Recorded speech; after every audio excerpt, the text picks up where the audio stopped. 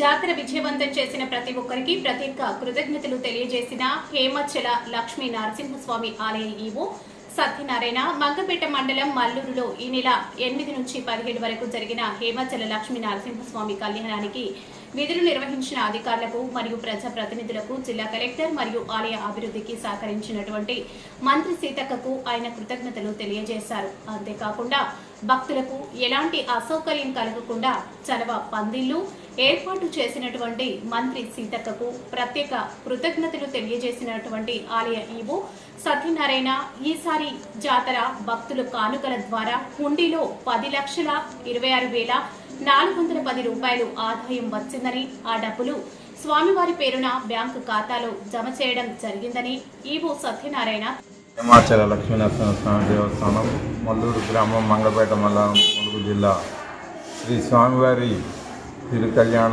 మహోత్సవం ఈ నెల 8/5/2025 నుండి 17/5/2025 వరకు స్వామివారి బ్రహ్మోత్సవాలు జరిగాయి. ఈ ఉత్సవాలలో వివిధ శాఖల అధికారులందరూ కూడా పాల్గొని స్వామివారి సేవలో పాల్గొన్నారు. అదేవిధంగా భక్తులు అధిక సంఖ్యలో పాల్గొని స్వామివారిని దర్శించుకున్నారు. వారికి ఎటువంటి అసౌకర్యం కలగకుండా ఏర్పాటు చేసినటువంటి జిల్లా కలెక్టర్ గారు మరియు మంత్రివర్యులు సీతక్క గారికి మేము ప్రత్యేకంగా దేవాదాయ ధర్మాదాయ శాఖ తరఫున ధన్యవాదాలు తెలియజేస్తున్నాం.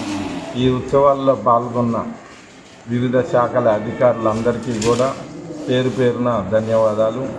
ఈ జాతర సక్సెస్ అవ్వడానికి విజయవంతం చేయడానికి ప్రతి ఒక్కరు ఎంతగానో శ్రమించి ఉత్సవాన్ని దిగ్విజయం చేసినందుకు అందరికీ ప్రత్యేకమైన ధన్యవాదాలు తెలియజేస్తున్నాము.